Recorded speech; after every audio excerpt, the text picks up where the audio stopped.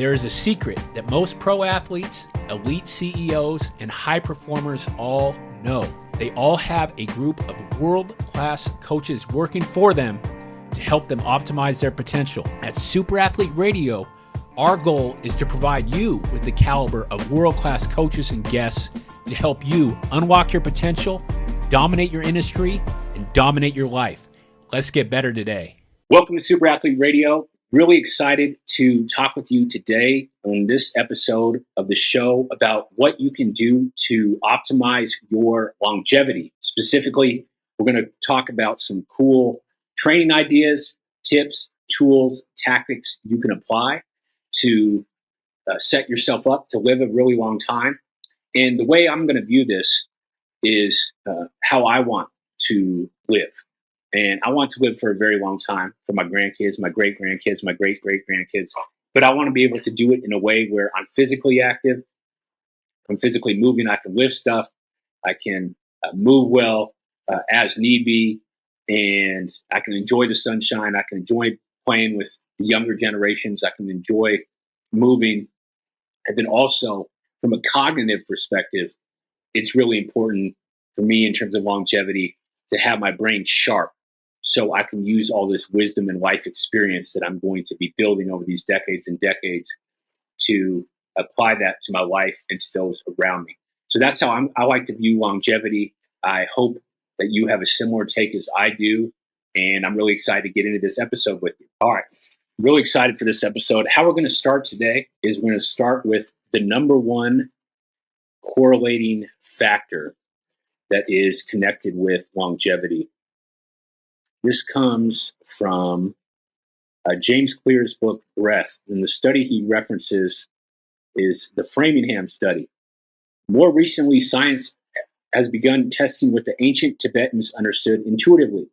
In the 1980s, researchers with the Framingham study, a 70-year longitudinal research program focused on heart disease, attempted to find out if lung size really did correlate to longevity. They gathered 2 decades of data from 5,200 subjects, crunched the numbers, and discovered that the greatest indicator of lifespan was not genetics, diet, or the amount of daily exercise, as many had suspected. It was lung capacity. The smaller and less efficient lungs became, the quicker subjects got sick and died. The cause of deterioration did not matter. Smaller meant shorter, but larger lungs equaled longer lives. Our ability to breathe full breaths was, according to the researchers, literally a measure of living capacity. And of course, breath is one of the fundamentals that we talk about consistently here at Super Athlete. Your ability to focus, how you breathe, your training, your nutrition, your mindset, your sleep. And these are protocols that we work with our clients daily on to optimize. But what we're going to talk about here, a couple things that I think are relevant to that study, and specifically with longevity and lung capacity, is they talk about what is the best breath sequence for longevity. And he says it's 5.5 breaths per minute. And that equates to a 5.5 second inhale and a 5.5 second exhale. And the more we could do that breath sequence, then the better off we will be in terms of setting ourselves up to live for a very long time. I personally am a huge fan of adding breath work and breath routines as part of my daily schedule. And in terms of, I have a specific breath pattern before I go to bed, which shortens my amount of time it takes me to go to sleep because it's a trigger to the subconscious in terms of now it's time to go to bed. I have a specific breath sequence I do when I'm about to train or compete. It's a trigger for my subconscious. It's now we're about to ramp up and turn things up a notch. And I believe the more you have those during the day, then the more you're going to just help your body perform at a higher level because it's going to know what's coming. And I say that there in context is the more we can just inflow throughout the day, breathe in for 5.5 seconds and breathe out for 5.5 seconds, then the more benefit we are going to get and see from that. Also, another thing that I thought was relevant there from his book was he talks about resting heart rate. And resting heart rate is something that we have, I believe is an important measure. It's something I check every morning. We provide all clients within Super Athlete Training Camp a wearable. And in that wearable, resting heart rate is something that we look at. With resting heart rate, with heart rate variability, with the metrics that we look at there, we don't have our clients get caught up in the specific numbers. What we want to see is to make sure that things are trending up, or if things are trending down, we know why they're trending down. And if they are trending up, we want to know why they're trending up so we can double down on that. So don't get caught up in a specific number if you feel like, you're comparing to your neighbor or whatever. But what you do want to do is you want to make sure that your numbers are trending up. This is what James Nestor in his book Breath talks about resting heart rate. Mammals with the lowest resting heart rate live the longest. And it's no coincidence that these are consistently the same mammals that breathe the slowest. The only way to retain slow resting heart rate is slow breaths. This is as true for baboons and bison as it is for blue whales and us. So we want to get that resting heart rate low.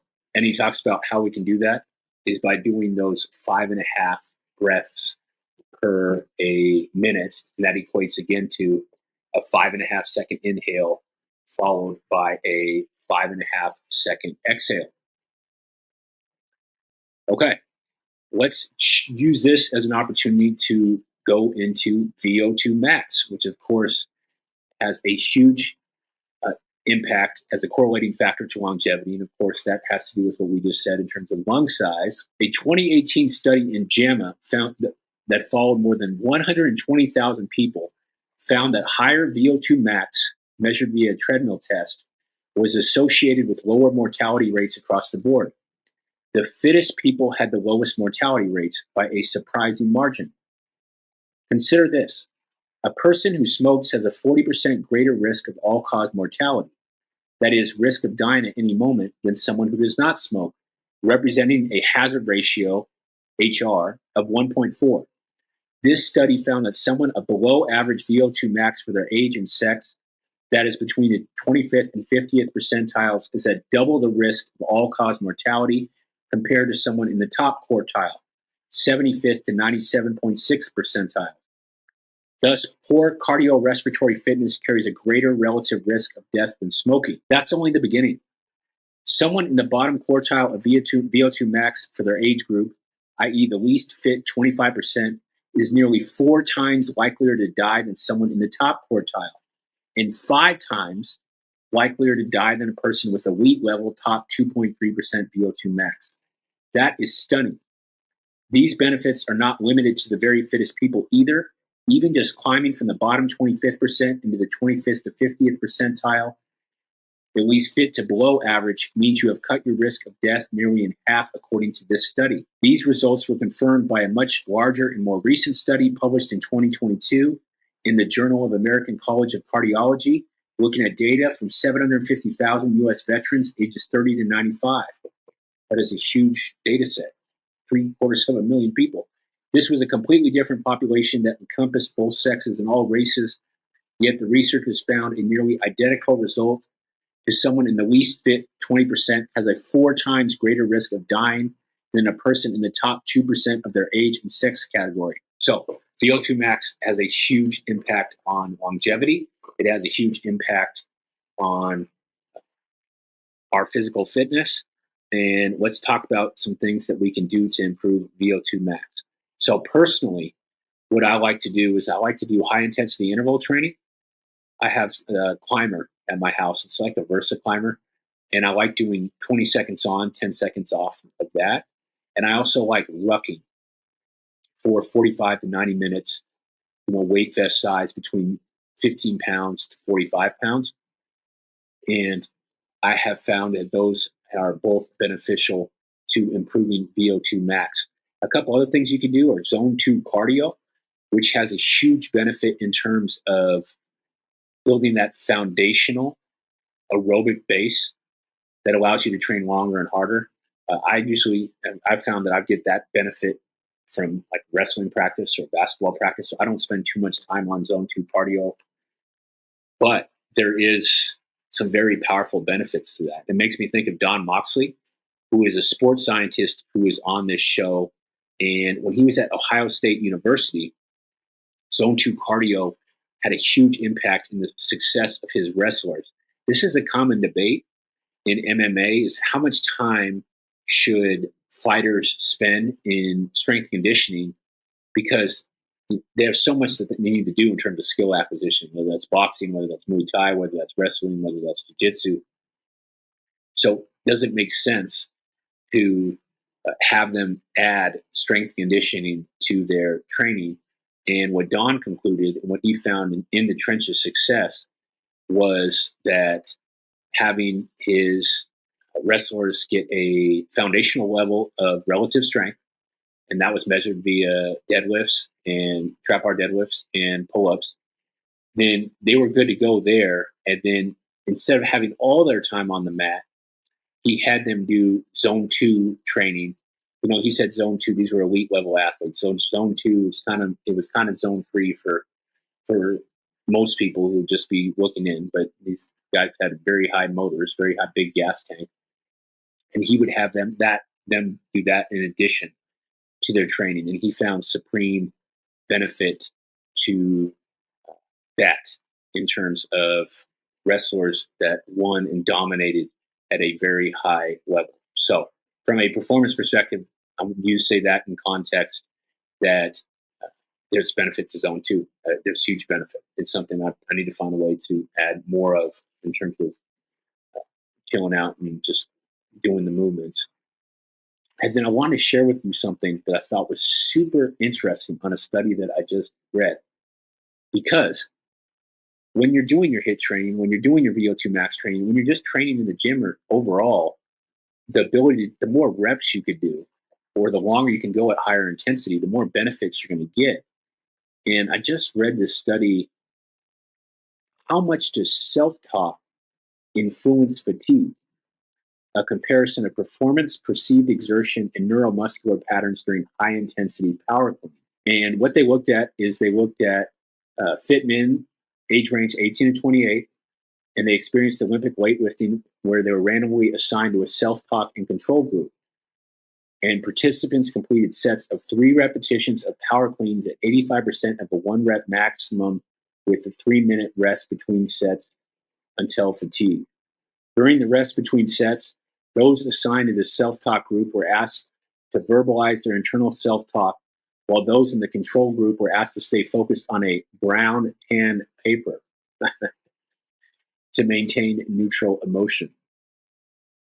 All right, check out these results. These are crazy. The self-talk group performed 64% more work, sets, repetitions, and total weight moved than the control group. The self-talk group also performed 43% more sets and reps after reaching an uncomfortable level of exercise intensity. Okay, so again, that 43% is a huge number, and that's a separator when we're training for VO2 max. Analysis of EMG data showed that the self-talk condition also resulted in lower muscle activity in key muscle groups involved in the PC exercise, suggesting the self-talk group moved the weight more efficiently. Okay, what does this all mean? Self-talk may help moderate exercise intensity perceptions, which thereby facilitate persistence. EMG activity was lower for the self-talk group, suggesting improved neuromuscular efficiency during the power clean. Very interesting. Participants tended to use primarily instructional self-talk early in the training session, then shifted to motivational self-talk later in the training session, suggesting a change from task-oriented focus to ego-oriented focus. And then again, this is crazy. Self-talk cognitive strategies increased the weight lifted by improved repetitions by about 43%, improved persistence after, and 8 RPE intensity by about 63%, that led to more efficient muscle firing patterns than control group or neutral self-talk group. The internal conversations we have with ourselves can greatly influence how we perform during training and sport. And the other thing I want to touch on briefly, I'm a huge fan of adaptogens. Most of you guys know that by now. And a couple adaptogens that have been shown to benefit physical exertion, which is what we're talking about here in terms of longevity and performance, is rhodiola specifically physical capacity. Rhodiola rosea, and I've heard, man, I'm glad it's getting some love now. I've heard Dr. Andy Galpin and Huberman talk about this in the last couple of years. We've been giving our athletes rhodiola. I got that from Remy, and that was over 10 years ago. I know he's been giving his athletes rhodiola for decades. Rhodiola rosea, referred to as the Arctic or golden roof, grows at high altitudes on mountaintops and sea cliffs in Europe and Asia, and is classified as an adaptogen, a substance that supports the body during times of stress. In the 8th century, it's believed rhodiola was used by the Vikings to fight off fatigue and increase stamina, by indigenous Sherpas in the mountains to adapt a living at high altitude, and a secret of Soviet-era military use to ramp up resiliency during extended time on the combat field. So it has a very intriguing history. In 2004, early studies on rhodiola showed that acute doses of 200 milligrams of rhodiola taking 1 hour before training could improve endurance exercise and performance, likely due to increases in pulmonary ventilation. A more recent study of 15 active college-age women investigated the effects of a 3 milligram per kilogram dose of rhodiola on a 6-mile ergometer time trial bike ride to see if it can improve endurance exercise performance. The results showed that the rhodiola group did not see improvements in endurance performance and decreased heart rate during maximal training. The results showed the rhodiola group did see improvements in endurance performance and decreased heart rate during maximal training. This suggests rhodiola could be a useful tool for enhancing aerobic capacity in athletes. And then also, so we're talking about VO2 max and longevity and lung capacity and lung size here, but also it talks about there's some power. So I would highly recommend that you add rhodiola, at least experiment with it. It also talks about here in terms of perceived exertion. Perceived exertion is effectively how hard training feels for the athlete. Most people will agree reducing how hard an exercise feels will likely produce a meaningful improvement in performance. In 2014, a study of 10 males performing 2 30-minute cycling time trials and supplementing with a 3 milligram per kilogram of rhodiola found significant decreases in perceived exertion and mood state compared to placebo. Rhodiola, like we were talking about here in terms of the benefits of improving your VO2 max, improve ATP production. It also is said to increase ATP, adenosine triphosphate. Interesting. So, again, the longer you could go when you train, the faster your VO2 max is going to improve. The more your VO2 max improves, the higher likelihood that you are going to live for a really long time and be there to be able to dominate and do amazing things. So just real quick to wrap this up, VO2 max is typically expressed in terms of the volume of oxygen a person can use per kilogram of body weight per minute. An average 45-year-old man will have a VO2 max of around 40 milliliters per kilogram per minute, while an elite endurance athlete will likely score in the high 60s and above. An unfit person in their 30s or 40s, on the other hand, might score in the high 20s on a VO2 max test. The higher someone's VO2 max, the more oxygen they can consume to make ATP, and the faster they can ride or run. In short, the more they can do. So that's kind of a definition. So again, the fastest way to improve something is to measure it. So when you do go test your VO2 max this week, you will know kind of a baseline of what you are going up against. Longevity. This is something that we get questions on all the time. We're going to incorporate it more into Super Athlete Radio. And I appreciate all you guys. If you guys have not yet subscribed to us on YouTube or you're not yet following us on your favorite podcast platform, or even better, leave a review, please do that, because it's the easiest way to support Super Athlete Radio, and it's totally free. I appreciate your time as always. Let's get better today.